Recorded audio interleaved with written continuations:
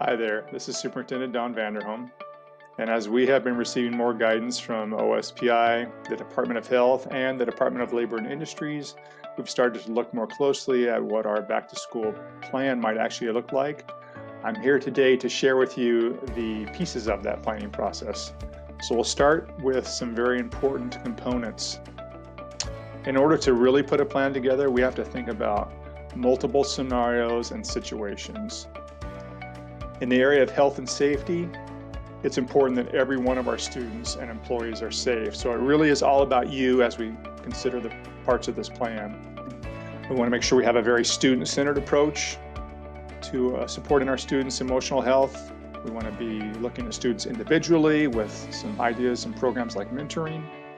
And then we will also want to have a system-wide approach, K-12, where we can, as a staff, collaborate and help one another in our social emotional learning for students. And one of the programs which was implemented last year at the high school, Character Strong, looks like it might be a good fit for us K-12. And finally, there's learning.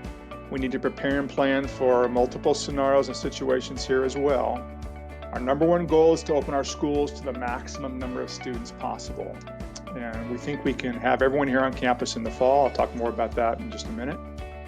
However, if the numbers require it, we may have to look at alternating schedules. There will be those students who may be in need of remote learning options. We may have a variety of student and staff attendance disruptions caused by the requirement to not be at school if you're sick. And then we may also need to look at and be prepared for short and long-term school closures. So let's talk a little bit about what that looks like now. I'm going to talk about on-campus learning because we're going to have some different options we're going to speak about. Again, with health and safety as the number one priority. With the 6-foot distancing requirement, we've been taking a look at the square footage capacity of our buildings. I'm not going to go through all these numbers with you today, but I simply want to say that with the spaces that we have available and the current number of students that we have, we believe that in the fall, we would be able to open our schools without the need for split or rotating schedules. However, in meeting those 6-foot requirements, there may be adjustments to our schedules. We also need to be prepared for attendance variations. Because it's now going to be a requirement to stay home when we're sick, we want to be able to provide students with learning from a distance.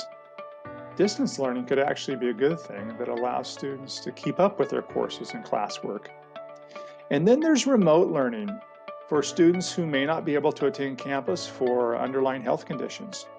Rather than having to go to an online provider, we'd like you to be able to stay with us and be our students. So we can do that this next year with some changes that are going to be coming from the State Board of Education and some authorization from OSPI.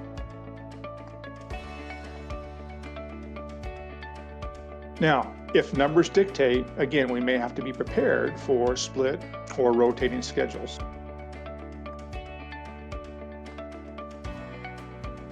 Let's talk a little bit more about virtual learning. I mentioned distance, remote learning already, and continuous learning is a term you're already familiar with.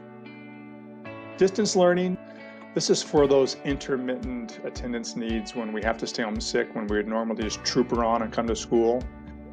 This can include virtual classroom attendance, live instruction recordings, prepared video lessons, and all of this managed with enhanced communication and monitoring.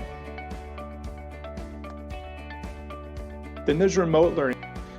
You could think of this as a virtual opt-in to Lynn Ridgeville schools. It's like online learning that might be provided through a private company, but with some very distinct local advantages.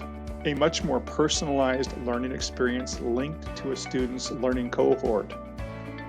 That will provide for stronger transition opportunities if and when the student decides to get back into school on campus.